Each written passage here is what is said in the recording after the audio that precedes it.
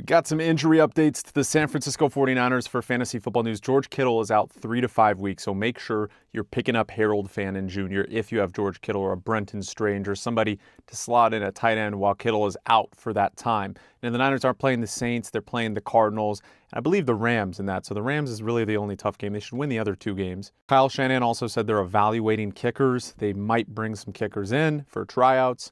They may put a kicker on the practice squad and elevate him if Moody continues these issues, but it's looking increasingly likely that Moody's going to have one more week as the kicker. Jauan Jennings' MRI came back clean, but new guy on the injury report, Brock Purdy, may not practice this week, may not be available. Luckily, they're playing the Saints, so I think they can probably actually win with just Mac Jones and Christian McCaffrey in their defense, but they better run the football the whole game.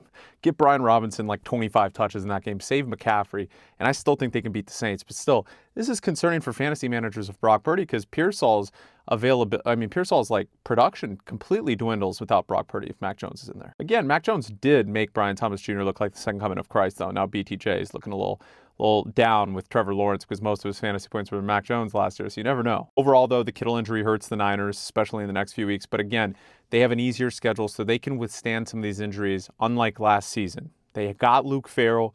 They got Tonjes. They have depth at tight end now that they didn't previously have. They have depth at their playmaker positions. They just signed Kendrick Bourne, so that's another guy I'd look to pick up in fantasy and stash him in super deep leagues. If you have Brock Purdy, think about also picking up Daniel Jones. If you have Brock Purdy and Kittle, Fannin Jr., Brendan Strange, Daniel Jones, Michael Penix Jr. are definitely some fantasy options. Let me know what you guys think in the comments. Make sure to follow me for more Niners fantasy football content like this.